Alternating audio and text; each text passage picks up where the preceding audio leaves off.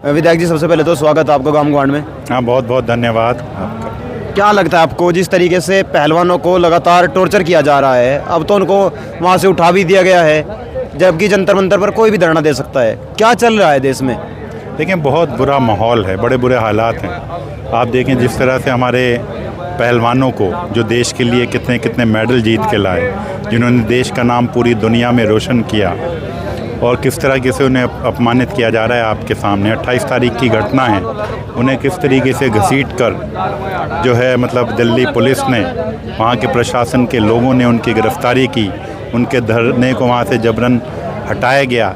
जबकि लोकतंत्र में सबका अधिकार होता है कि अगर किसी कोई परेशानी हो, दिक्कत हो, वो अपने जो है भावनाएं जो है प्रकट कर सकता है। और वो सभी लोग शांतिपूर्वक जो है बैठ के धरना दे रहे थे। उनके साथ इतना बड़ा अन्याय हुआ है और पॉस्को में मुकदमा कायम है।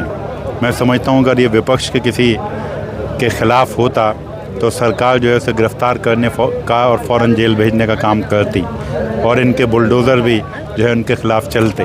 मगर जो है इतने दिन से सुप्रीम कोर्ट के आदेश के बाद मुकदमा कायम हुआ, उस पर कोई अभी तक कार्रवाई नहीं हो रही है, कोई गिरफ़्तारी नहीं हुई है। मैं समझता हूँ कि देश कैसे आगे बढ़ेगा जब पहलवानों को, जिन्हें एक माहौल चाहिए, एक ऐसा माहौल होना चाहिए जिससे वो अपनी प्रतिभा को सही तरीके से पूरे दुनिया को दिखा सकें, अपने देश का नाम रोशन कर सकें। जब उनके साथ ही ऐसा होगा, किस तरीके से हमारा देश आगे बढ़ पाएगा? बहुत अच्छे हालात नहीं हैं।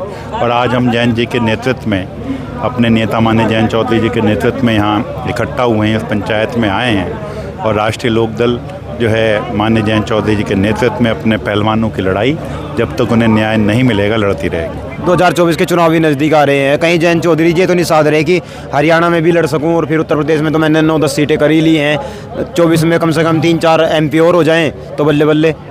देखो, ऐसा नहीं है, हर चीज़ को इलेक्शन से या राजनीति से जोड़ के नहीं देखनी चाहिए।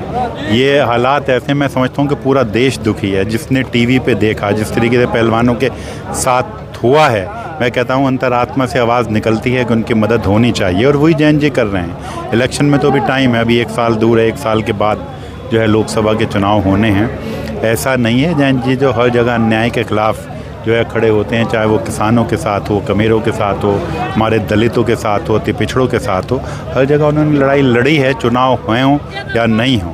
तो ये तो सब विपक्ष का प्रोपेगेंडा है, इस तरह के वो बातें करते हैं, मगर वो बहुत दिन चलने वाली नहीं हैं। 2024 में जो है पता चलेगा भारतीय जनता पार्टी को कि क्या हुआ है। 2024 के चुनाव भी नज़दीक है, तो आपको लगता है अब की बार ब्रजभूषण के ऊपर भी कोई ना कोई कार्रवाई हो सकती है? क्योंकि जैसे ही चुनाव नज़दीक आएंगे सरकार कोई ना कोई एक्शन लेती ही है। मैं कहता हूँ अब से पहले हो जानी चाहिए थी। मैंने आपको बताया, ये मुकदमा अगर किसी विपक्ष के किसी साथी के साथ होता तो उसके तो घर पे बुलडोज़र चल गया होता। कितना गंभीर मामला है, आप देखें, महिलाएं कह रही हैं, कोई भी बहन जो है अपनी इस तरीके से अपनी बदनामगी नहीं कराएगी इतने लोगों में जाके। कुछ तो हुआ होगा, कोई तो बात है। इतने दिन से कि जांच कर रहे हैं, अरे ये कोई पॉस्को एक्ट में मुकदमा है, आप सबसे पहले गिरफ्तारी करिए, जाँच होती रहेगी। तो बाहुबली होने के कारण उनका कुछ नहीं बिगड़ रहा? बिल्कुल, हम तो कहते हैं बाहुबली क्या, वो भाजपा के जो है पूरा संरक्षण उन्हें प्राप्त है बीजेपी का, और इसीलिए उनकी गिरफ्तारी नहीं हो रही है। और हमारी ये मांग है कि उनकी तुरंत गिरफ्तारी होनी चाहिए, जांचें आगे मुकदमे में चलती रहेंगी। 2024 के चुनाव में क्या लगता है आपको, जनता जवाब देगी?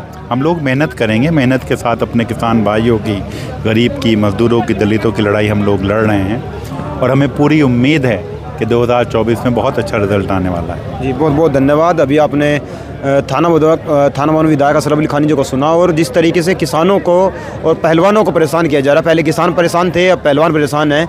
शायद देश में इस तरह की नीतियाँ इसलिए लागू हो रही है क्योंकि धार्मिकता ज़्यादा बढ़ गई है देश में। हर किसी को अपना धर्म बचाने के लिए आगे निकलना पड़ रहा है। देश कहीं भी जा सकता है, किसान कहीं भी जा सकते हैं, पहलवान कहीं भी जा सकते हैं, मजदूर कहीं भी जा सकते हैं।